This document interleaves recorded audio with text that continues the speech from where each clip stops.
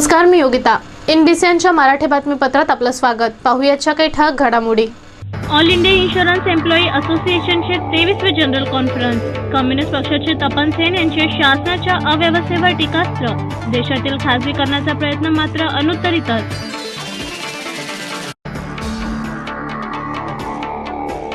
Navratra medical आणि research सेंटरचे प्रयत्न अखेरीस यशस्वी. 2 भावंडांना लाभली नेत्रदृष्टी.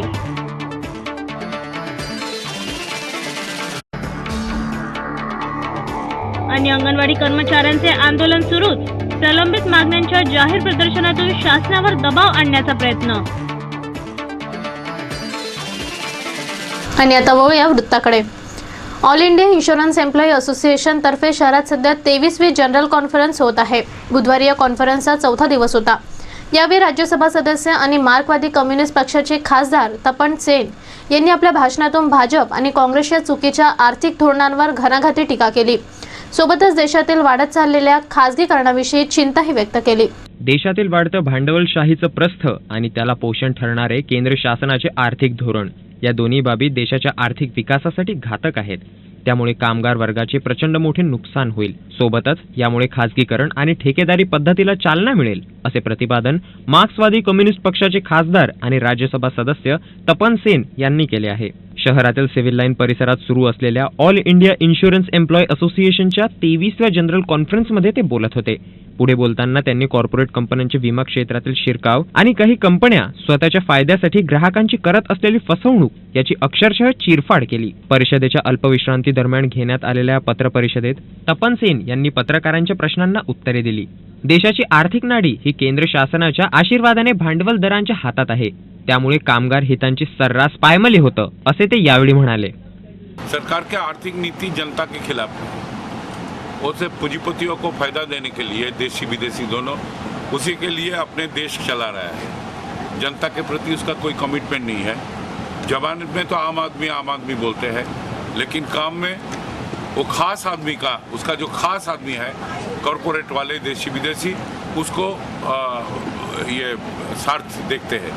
तो इसमें देश की जनता का स्थिति अगर खराब होगा, देश की आर्थिक स्थिति भी खराब होगा.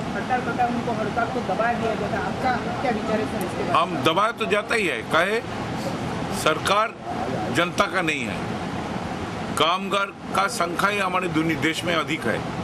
अगर लोकतंत्र में जहां अधिक लोग हैं, उसका पक्ष में सरकार का खड़ा होना चाहिए. लेकिन सरकार पूंजीपतियों का दलाली करते हैं, पूंजीपतियों के साथ चलते हैं. इसीलिए पूंजीपतियों के खिलाफ जब मजदूर हड़ताल करते हैं, सरकार उसको दबाता है. लेकिन नए की बात है.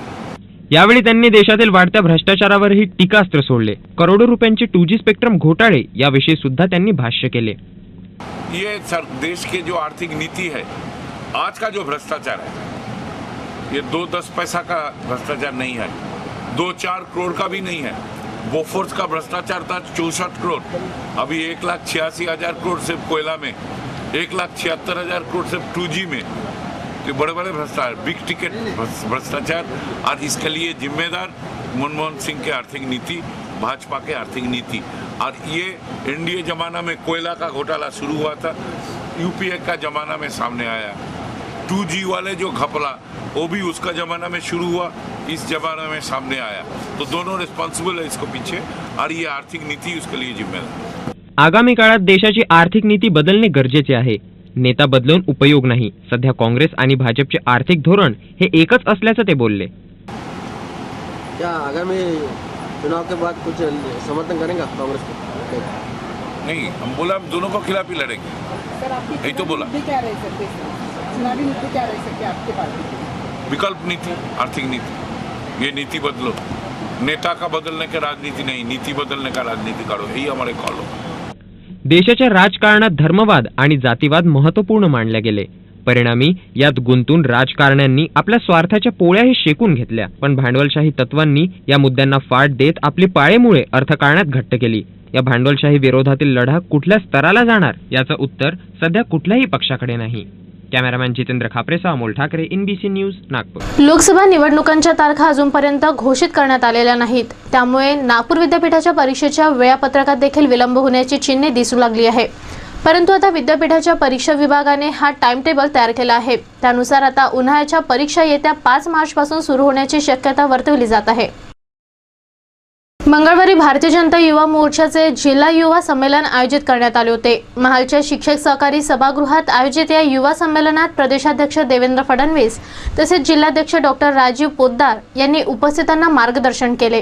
देशातील युवकांमध्ये नेतृत्व करण्याची क्षमता आहे.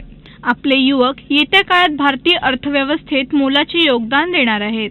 त्यामुळे त्यांच्यासाठी येत्या काळात भरपूर संधी असल्याचे प्रतिपादन भाजपा प्रदेशाध्यक्ष देवेंद्र फडणवीस यांनी केले.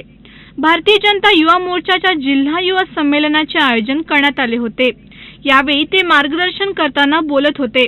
कार्यक्रमाला जिल्हाध्यक्ष डॉक्टर राजीव पोतदार, भाजपाचे जिल्हाध्यक्ष अजय बोढारे आदी मान्यवरांची उपस्थिती होती. तीच आग घेऊन जर या ठिकाणून गेला तर निश्चितपणे या देशामध्ये परिवर्तन घडलेलं आम्हाला दिसेल आणि त्या परिवर्तनाचे पायी आपण सर्व व्हाल हा विश्वास या ठिकाणी मी व्यक्त करतो. खरं म्हणजे आज आपला देश जगातला सगळ्यात तरुण देश आहे. आज आपल्या देशामध्ये आपल्या देशाचं सरासरी वय 25 वर्ष आहे आणि जवळजवळ 60% लोक देशामध्ये असे आहेत की जे कार्यबळ म्हणून काम करू शकतात, मानव संसाधन म्हणून काम करू शकतात. जगाच्या पाठीवर एवढं मोठं मानव संसाधन असलेला दुसरा कुठलाही देश नाही. आणि मित्रांनो, हे फार मोठी संधी या देशापुढे आहे. भ्रष्टाचार, महागाई आणि बेरोजगारी सारख्या गंभीर समस्यांनी ग्रस्त असलेल्या देशातील युवकांसाठी आता नरेंद्र मोदीच आशास्थान असल्याचेही यावेळी फडणवीस यांनी आवर्जून म्हटले. कॅमेरामॅन जितेंद्र खापरेसह NBC index report. Navratra medical आणि रिसर्च सेंटर या सेवाभावी संस्थेच्या प्रयत्नाने शहरातील साहिल आणि हिमांशू नावाच्या 2 भावंडांना नवी दृष्टी लाभली आहे. ही दोन्ही बालके मोतियाबिंदूमुळे जन्मताच आंधळी होती. मात्र संस्थेच्या प्रयत्नांनी या दोघांच्या डोळ्यांचे सफल ऑपरेशन झाले. परिणामी या दोघांना हे जग आपल्या डोळ्यांनी बघता येत आहे. मोतियाबिंदूसारख्या नेत्ररोगाची समस्या वृद्धापकाळातच जाणविते असा बहुतेकांचा गोड गैरसमज असतो. पण या समस्येने आता बालकांनाही ग्रासलेले काही प्रमाणात आढळून येते. शहरातील साहिल आणि हिमांशू नामक 2 भावंड हे याचे जिवंत उदाहरण आहे. माळगीनगर निवासी या दोन्ही बालकांच्या नशिबात मोतियाबिंदूमुळे जन्मता आंधळेपण आले. परिणामी या दोघांचेही शैक्षणिक जीवन धूसर दिसू लागले. अशावेळी नवरात्र मेडिकल आणि रिसर्च सेंटर नावाची सेवाभावी संस्था त्यांच्या मदतीला धावून आली. या संस्थेने दोन्ही भावंडाच्या डोळ्याचे ऑपरेशन केले. त्यामुळे या दोघांनाही आता नवी दृष्टी मिळाली आहे. नवरात्र महोत्सव मंडल की तरफ से हमारे पास में 2 बच्चे आए थे. 7 साल का एक बच्चा था, एक बच्चा 10 साल का था, जिनको जन्म से ब्लाइंडनेस थी. दोनों की आँखों की रोशनी नहीं थी. मोतियाबिंद के कारण, जन्म से मोतियाबिंद होने के कारण उनको दिखता नहीं था. तो नवरात्र महोत्सव मंडल ने हमें अप्रोच किया और कहा कि इनका अगर ऑपरेशन कर सकें और रोशनी दिला सकें. हमने उनको चेकअप करके बोला कि इनको मोतियाबिंद है और ऑपरेशन करके इनकी रोशनी वापस आ सकती है. तो नवरात्र महोत्सव मंडल की तरफ से हमें पूरा सहयोग मिला और उनकी ऑपरेशन में उन्होंने सहयोग दिया. और ऑपरेशन के बाद अभी दोनों बच्चों को रोशनी अच्छी आ गई है और दोनों बच्चे अच्छी देख पाते हैं. याबाबत संस्थेच्या पदाधिकाऱ्यांनी संस्थेच्या ध्येय धोरणाविषयी माहिती दिली. इतनी अच्छी आ गई है और दोनों बच्चे अच्छी देख पाते हैं. वो रोशनी कम होने की वजह से, उनकी ब्लाइंडनेस की वजह से दोनों बच्चे स्कूल नहीं जाते थे. उनका एजुकेशन प्रॉपर नहीं हो रहा था. तो उनकी माँ बोली इसको पढ़ना लिखना नहीं आता है. हमको विज़न लेने में तक की डिफ़िकल्टी आ रही थी कि इनका विज़न कैसे लिया जाए, क्योंकि उनको दिखता नहीं था तो उनको समझ में नहीं आता था और पढ़ाई नहीं हुई थी, तो उनके कारण वो विज़न भी नहीं ले पा रहे थे बरोबर. ऑपरेशन के बाद जब हमने उनको बताया, उनको दिखाया, तो उनकी विज़न जब क्लियर हुई तब उनकी एक एक्सप्रेशन, उनकी जो हाव भाव थे, यानी ऑपरेशन के पहले जो मायूस चेहरा था, उसके बाद में वो हमेशा हंसते हुए, जब भी क्लिनिक पे आते थे हंसते हुए रहते थे. उनको दिखने लगा और वो अभी मेरे ख्याल से स्कूल भी ज्वाइन कर लेंगे और उनको अच्छी. साहिल आणि हिमांशूच्या आईने संस्थेच्या या कार्याबद्दल कृतज्ञता व्यक्त केली आहे. आंधळेपणामुळे यापूर्वी आपल्या दोन्ही मुलांचे कसे नुकसान झाले याविषयी त्यांनी माहिती दिली. तो बरोबर पाहत नव्हता आणि त्याला दिसत नव्हतं बरोबर. दोन्ही मुलांना बरोबर दिसत नव्हतं. तो आजपर्यंत शाळेत गेला पण त्याला काही वाचता लिहिता येत नाही. आणि आता बरोबर दिसत आहे त्याला. आणि पहिले 2-3दा तो पाण्यामध्ये पण पडला, त्याला दिसत नव्हतं तर. आणि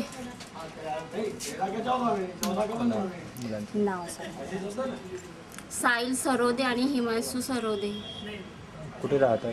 भवानीनगर. तुम्ही इथे कशा?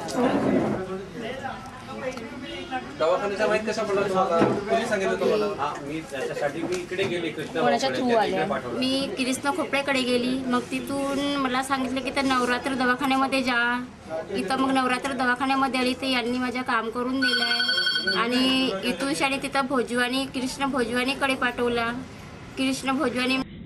समाजसेवेची खरी ओळख Navratra medical and research centre या सेवाभावी संस्थेच्या माध्यमातून होते आहे. कॅमेरा पर्सन जितेंद्र खापरेसह Amol Thakre, INBCN news, Nagpur. Cancer रोगाने पीडित विनोद नावाच्या पोलीस हेड कॉन्स्टेबलचा सोमवारी मृत्यू झाला होता. डॉक्टरांतर्फे मृत घोषित झाल्यावर विनोदला अंतिम संस्काराकरिता घरी आणण्यात आले. या दरम्यान विनोदच्या तोंडात पाणी टाकताच त्याने हालचाल सुरू केली. अकस्मात झालेल्या या घटनेने उपस्थित सर्वच जण आश्चर्यचकित झाले. मेलेला व्यक्ती जिवंत झाला तर कुणालाही आश्चर्यच वाटेल, नाही का? त्यातही अंत्यविधीसाठी क्रिया करत असताना अचानक मृत व्यक्तीने डोळे उघडले तर कोणाचेही डोळे भांबावून जातील. अशीच एक घटना शहरात घडली. एका कॅन्सर रोगाने ग्रस्त असलेल्या विनोद नावाच्या हेड कॉन्स्टेबल सोबत. या पोलीस कर्मचाऱ्याला डॉक्टरांनी मृत घोषित केले होते. अंत्यविधीच्या तयारीकरिता विनोदला घरी आणण्यात आले. विनोदला 2 आठवड्यापूर्वी कॅन्सर रोगाकरिता धरमपेठमधील एका हॉस्पिटलमध्ये दाखल करण्यात आले होते. त्यातच सोमवारी रात्री विनोदचा मृत्यू झाला. मंगळवारी विनोदचे मृत शरीर घरी आणले गेले. अंत्यक्रियेदरम्यान विनोदच्या शरीरावर पाणी पडल्याने विनोदने अचानक हालचाल सुरू केली. या घटनेमुळे उपस्थित सर्वच कुटुंबियांना आश्चर्याचा धक्का बसला. और आप रूल नहीं समझता, बात मानता हूँ कि ये रूल लेना चाहिए था राइटिंग में.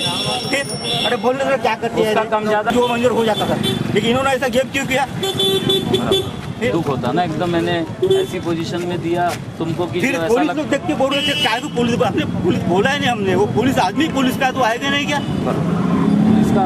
पुलिस में नौकरी करता है, आएगा वो भाई में सब आएंगे, क्यों नहीं आएंगे? 11 बजे तक किसको अंदर. या घटनेनंतर कुटुंबियांनी विनोदला तात्काळ जवळच्याच इस्पितळात भरती करण्याचा प्रयत्न केला. मात्र डॉक्टरांनी विनोदला भरती करून घेण्यास मनाई केली. यानंतर विनोदला परत पूर्वीच्याच इस्पितळात आणण्यात आले. तसेच पोलिसांना सूचना देण्यात आली. आपण काही संपवलं आहे, कुठेतरी सांगण्यात ऐकण्यात गडबड झाली. डॉक्टरांनी काय सांगितलं, नातेवाईकांनी काय ऐकलं. या घटनेबाबत इस्पितळाचे डॉक्टर जय देशमुख यांनी विनोद मृत असल्याचे घोषित केल्याचा आरोप खोटे असल्याचे सांगितले. विनोदची बिघडत चाललेली परिस्थिती बघून कुटुंबियांनी विनोदला घरी नेले होते. आमच्यातर्फे विनोद मृत घोषित असता तर मृत्यू प्रमाणपत्र दिले गेले असल्याची माहिती डॉक्टरांनी दिली.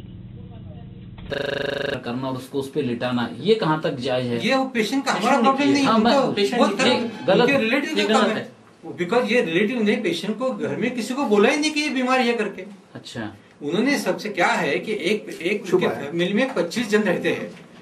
25 जन रहते हैं. यदि एक पेशेंट एड्स हो गए तो वो तो 25 में उसको निकाल देंगे, वो भाग जाएंगे.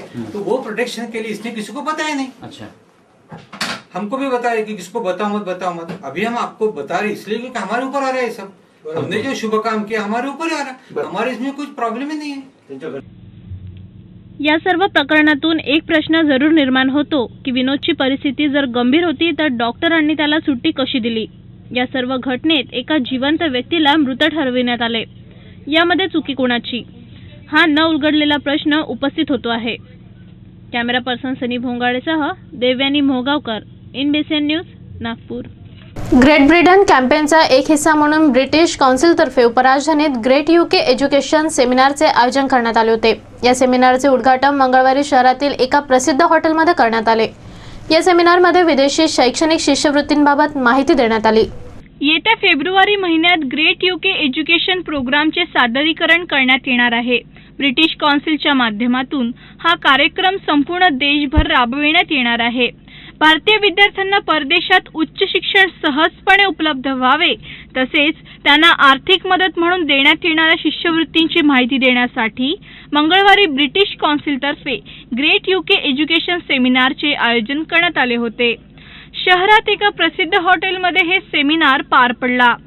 त्यावेळी इंग्लंड, स्कॉटलँड तसेच वेल्स आणि उत्तरी आयर्लंडमधील 260 अंडर ग्रॅज्युएट तसेच पोस्ट ग्रॅज्युएट अभ्यासक्रमासाठी तब्बल 1 मिलियन पाउंडची शिष्यवृत्ती देण्यात येणार असल्याची माहिती पत्रकारांना देण्यात आली. Tell us what is the intention of coming to Nagpur and choosing Nagpur for the UK seminar thing? We've come to Nagpur because the British government and the British Council are very keen to attract the brightest and best Indian students to go and study in our universities in the UK. We offer a very high quality education in the UK. 4 of the world's top 6 universities are in the UK.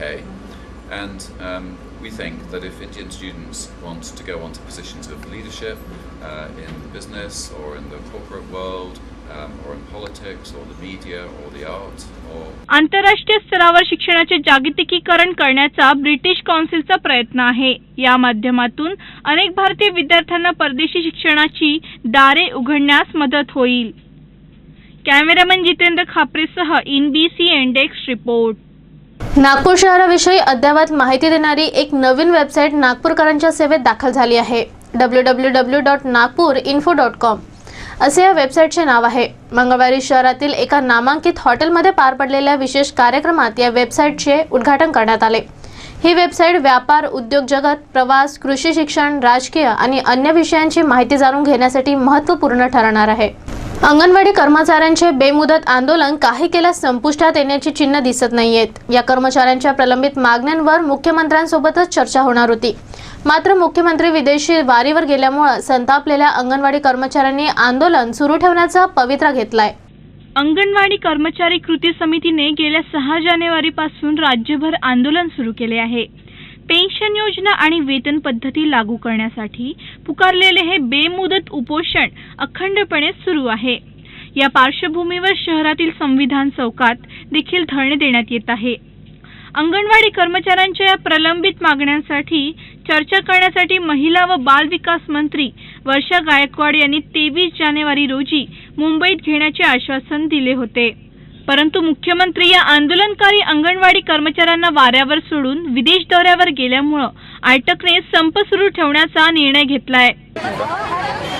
आज का जो साखड़ी उपोषण है आंगनवाड़ी कर्मचारी संयुक्त कृति समिति के माध्यम से दूसरा दिन चल रहा है और आंदोलन का ये 16वां दिन और इस आंदोलन में आंगनवाड़ी कर्मचारियों की प्रमुख मांग जो है वो पेंशन की मांग है. निवृत्त निर्वाह निधि के रूप में एकमुश्त 3 लाख रुपए मिलनी चाहिए ऐसा उनका कहना है.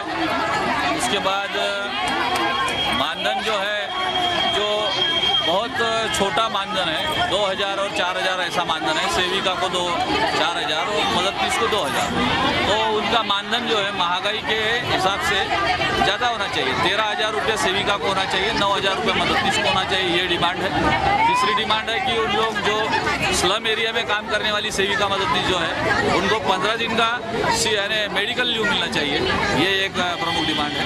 और वो जो अभी तक बोनस जो भाऊबीज के रूप में दिवाली में मिलता था वो अभी तक नहीं दिया गया है, जो त्वरित मिलना चाहिए ऐसा शासन के. एकंदरीतच अंगणवाडी कर्मचाऱ्यांचे आंदोलन चिघळत जात असून काही केल्या तोडगा निघताना दिसत नाहीये. त्यामुळे अंगणवाडी कर्मचाऱ्यांना येत्या काळात अधिक परिश्रम घेण्याची गरज आहे. कॅमेरामन जितेंद्र खापरेसह NBC इंडेक्स रिपोर्ट. जाता जाता आढावा घेऊया आजच्या काही ठळक घडामोडींचा. ऑल इंडिया इन्शुरन्स एम्प्लॉई असोसिएशनचे 23वे जनरल कॉन्फरन्स. कम्युनिस्ट पक्षाचे तपन सेन यांचे शासनाच्या अव्यवस्थेवर टीकास्त्र. देशातील खासगीकरणाचा प्रयत्न मात्र अनुत्तरितच.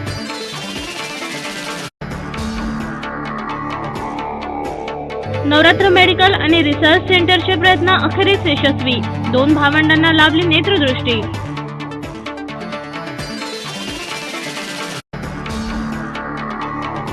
आणि अंगणवाडी कर्मचाऱ्यांचे आंदोलन सुरूच. प्रलंबित मागण्यांच्या जाहीर प्रदर्शनातून शासनावर दबाव आणण्याचा प्रयत्न. तसेच चालू घडामोडींसाठी लॉग इन करा आमच्या वेबसाईटवर www.inbcn.in वर. याचबरोबर आजचं बातमीपत्र इथेच संपलं. पुन्हा भेटूया नवीन बातम्यांसह. तोपर्यंत नमस्कार.